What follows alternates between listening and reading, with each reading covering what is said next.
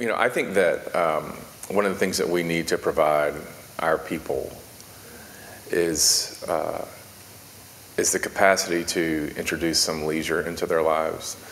I don't mean by that sort of an indolence, right? But I do mean that, I mean leisure in a very specific kind of way. Leisure from endless activity of church. And I think that one of the gifts that we can give our people is saying, what God is calling you to do in this world really matters. And we ought not set up a model of the spiritual life and of the communal life that implicitly devalues what you're doing in your family, in your job, with your neighbors, with your body, and ask you to value these kind of institutional obligations too much or disproportionately. Because if we do that, a couple of things happen. One, we do communicate to people that what we really want them to do is to be involved in our stuff. And I think that we ought to interrogate whether that's what we really think, whether that's what God has called them to do.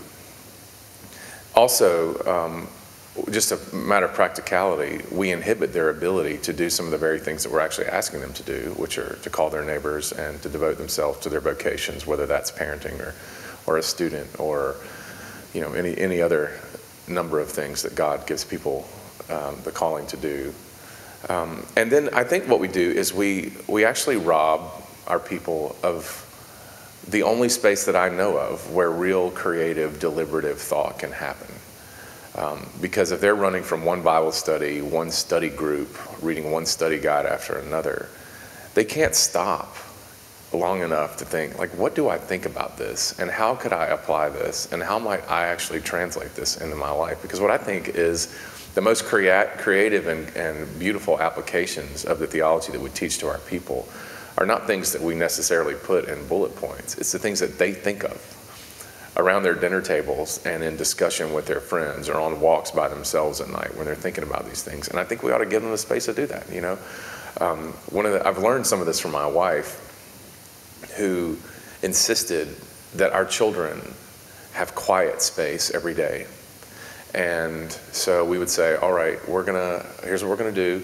You can go somewhere in our house, in our rambly house, and just find your spot. And whether it's a book or whether it's your dolls or whether it's a pen and paper or whether you're just lying there on the floor, you're gonna have about an hour and a half for leisure. Now, part of that's for the leisure of the parents.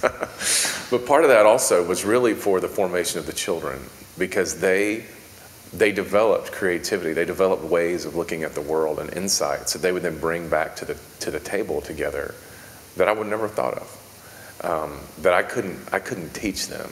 And it's an evidence of God's work in them apart from my bullet points.